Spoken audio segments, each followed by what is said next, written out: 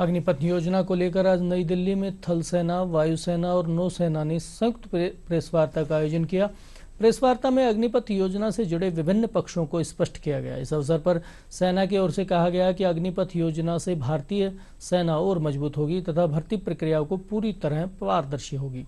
इसके साथ ही बताया गया कि सेना के तीनों अंगों की भर्ती के लिए रजिस्ट्रेशन की तारीखों का ऐलान कर दिया गया है और भर्ती प्रक्रिया में कोई बदलाव नहीं किया गया है। हम लोग एक प्रोफेशन में हैं जो सोल्जरिंग की प्रोफेशन है।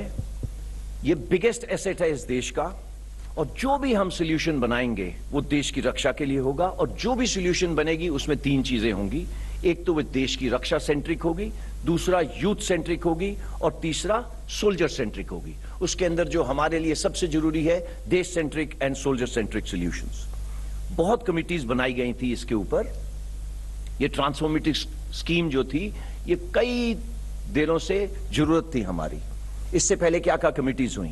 अरुण सिंह कमेटी हुई 1989 में, कारगिल रिव्यू कमेटी हुई 2000 में, ग्रुप ऑफ मिनिस्टर्स बिठाए गए जिन्होंने नेशनल सिक्योरिटी सिस्टम के बारे में बोला 2001 में, सिक्स पे कमीशन ने 2006 में, and as late as 2016 Shekatkar committee में।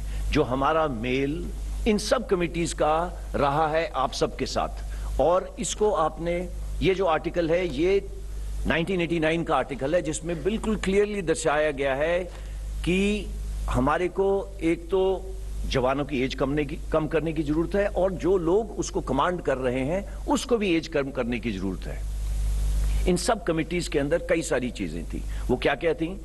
उनमें से सबसे महत्वपूर्ण थी हायर डिफेंस रिफॉर्म की जरूरत है, जिसके अंदर आईडीएस क्रिएट करा गया। उसके बाद इंटीग्रेशन जॉइंटनेस की जरूरत थी, एक डिफेंस इंटेलिजेंस एजेंसी की जरूरत थी। फिर टीथ टू टेल रेशियो, जो आगे लड़ने वाले जवान हैं और जो पीछे उनको सपोर्ट करने वाले जवान हैं, उनकी रेशियो ठीक करनी चाहिए। फिर मॉडर्नाइजेशन की जरूरत थी। ये सब कमिटीज ने ये सब पॉइंट्स बनाए और ये सब हो रहा है।